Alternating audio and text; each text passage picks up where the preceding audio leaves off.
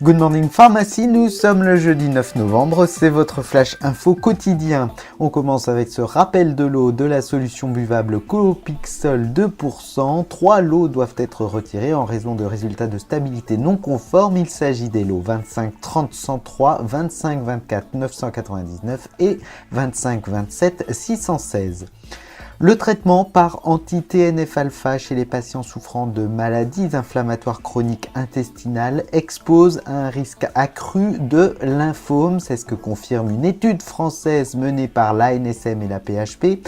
Les anti-TNF-alpha, ce sont les médicaments Humira, Simponi en ville et des spécialités d'infliximab à l'hôpital. L'étude de l'ANSM a été réalisée à partir des données de l'assurance maladie sur un total de 189 000 patients.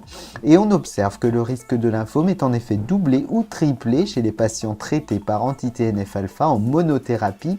Ce risque augmente encore lorsque le patient est traité à la fois par une thiopurine comme l'Immurel et un anti-TNF-alpha. Dans ce cas, le risque de lymphome est multiplié par 6. Les conclusions de cette étude ne remettent pas en cause le rapport bénéfice-risque des anti-TNF-alpha, mais elles seront prises en compte dans la stratégie thérapeutique des Mickey. Préparez-vous à répondre aux questions de vos patients concernant le médicament Propecia. Ce médicament de finastéride indiqué contre l'alopécie fait la une d'un article publié hier dans le journal Le Parisien suite à l'alerte lancée par la NSM il y a 2 semaines concernant un risque de dépression et de changement d'humeur. L'agence du médicament rappelle dans ce cas que tout changement d'humeur chez un patient traité par finastéride à 1 mg ou 5 mg doit conduire à interrompre le traitement. Comment bien expliquer le fonctionnement des aérosols utilisés dans le traitement de l'asthme ou de la BPCO? C'est une situation souvent rencontrée à l'officine. Eh bien, pour aider les équipes officinales, le CESPharm propose sur son site des vidéos courtes. Il y en a 53 en tout. Elles correspondent aux différentes spécialités actuellement disponibles en France. Ces vidéos permettent de décrire toutes les étapes de la première utilisation de l'aérosol à l'administration d'une bouffée.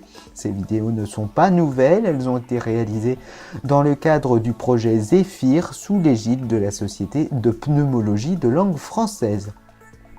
Le traitement hormonal de la ménopause Duaviv n'est plus commercialisé depuis le 1er novembre, c'est ce qu'a annoncé le laboratoire Pfizer, nouvel exploitant de ce médicament. Duaviv était le premier et seul médicament associant des œstrogènes et un modulateur sélectif des récepteurs aux œstrogènes, le basédoxyphène. Il était commercialisé depuis 2016.